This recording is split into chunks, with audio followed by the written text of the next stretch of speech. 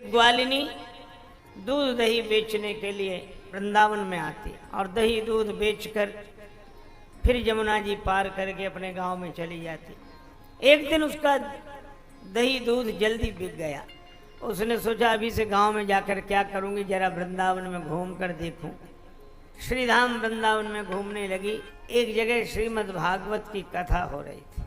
श्रीमद् भागवत की कथा में बैठ गई। बड़े भाव से भगवत चरित्र श्रवण करने लगी। तब तक व्यास जी ने कहा, भटक रहे हो संसार में कर कर भ्रष्टाचार, भवसागर से जीव यह कैसे जावे पार। तनवल धनवल बुद्धिबल सरे न एक काम, एक बार मुख से कहो जय श्री राधे श्याम। हवा टवी में भटकने वाला जीव भवसागर से कैसे पार जाए। तनबल धनबल बुद्धिबल इनसे काम नहीं बनता, एक बार श्री राधे श्याम। श्रीमद् भागवत की कथा में यही कहा गया। हरे नाम एकमात्र भगवान नाम का उपाय है। ग्वालिन ने सोचा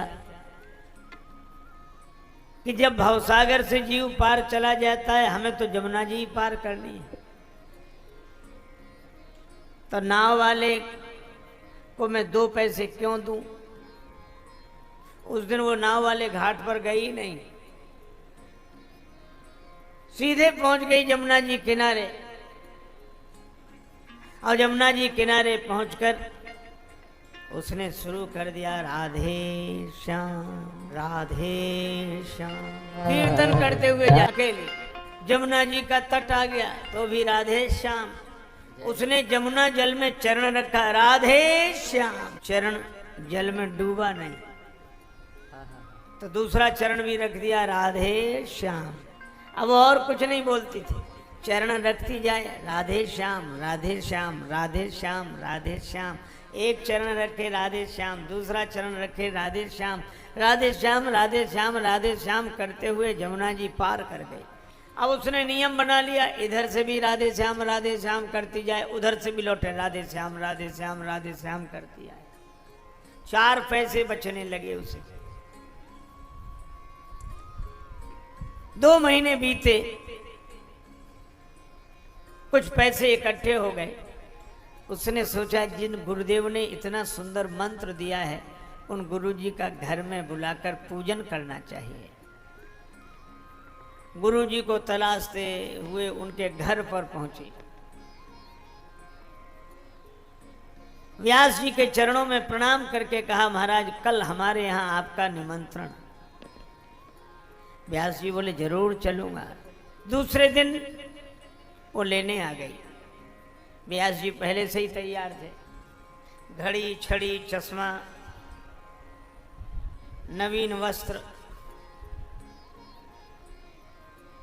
चले महाराज? हाँ चलो।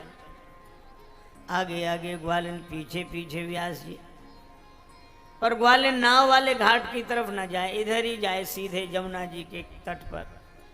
व्यास जी बोले, बेटी नाव वाला घाट तो उधर है, महाराज आप इधर से ही आइए। व्यास जी ने सोचा कि इसने कोई वहां इंतजाम कर रखा होगा, छोटी मोटी डोंगी नैया का कुछ इंतजाम किया होगा। अब वहां पहुंचे तो न नाव न नाविक।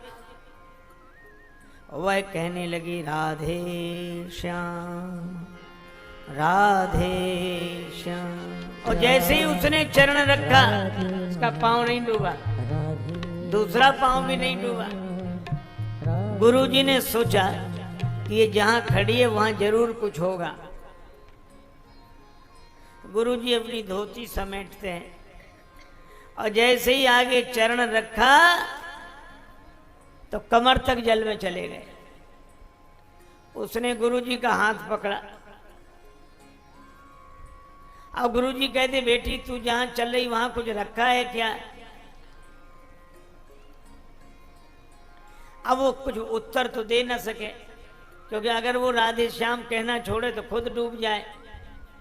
इसलिए वो यही बोली, गुरुजी बोलो राधे श्याम, गुरुजी बोलो राधे श्याम। आगे बढ़े, पीछे पंडित जी डुबकियां लगाते हुए, अब हाथ न छोड़े, उनको बार बार डुबकी लगे, उनको लगे कि ये पानी पर चल रही है, मुझे डुबकी लग रही है। कहने लगे देख तू मेरी घड़ी ले ले, अंगूठी ले ले, पर मेरे प्राण छोड़ दे। अब वो कुछ न बोले, वो तो कहे गुरुजी बोलो राधे श्याम। पंडित जी ने कहा कि मेरा बेटा बहुत बड़ा अधिकारी है, तुम्हें बहुत परेशान करेगा, पर वो कहे गुरुजी बोलो, और कोई शब्द नहीं, गुरुजी बोलो राधे श्याम। अब पंडित जी ने, व्यास जी ने समझा ये कोई जादूगरनी है चुड़ैल जादूगरनी, ये चुड़ैल है, ये जादूगरनी है चुड़ैल जादूगरनी अथवा बट मारनी नारी। और यही सोचकर पंडित जी झट करने लगे पुकार। पंडित जी ने सोचा ये चुड़ैल जादूगरनी बट मारनी है, इससे बचाने का उपाय तो भगवान ही कर सकते हैं। तो पंडित जी बोले उबारो राधावर घनश्याम, दोनों पार हो गए। व्यास जी बहुत घबराए हुए, पता नहीं घर ले जाकर क्या करे, पर वह घर ले गई, नवीन वस्त्र दिए, व्यास जी ने स्नान किया, सुस्वाद व्यंजनों से भरा थाल आ गया, भोजन कराया, तिलक किया, आरती पूजा की।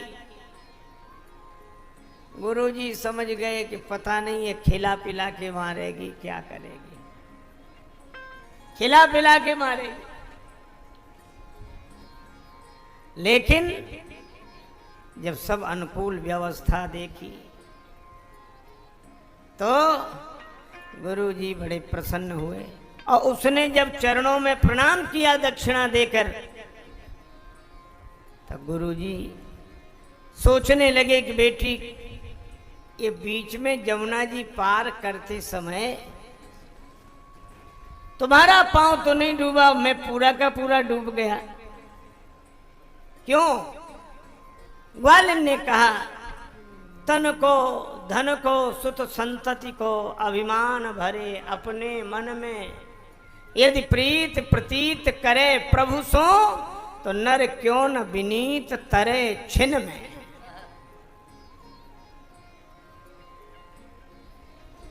उस मंत्र ने पार किया।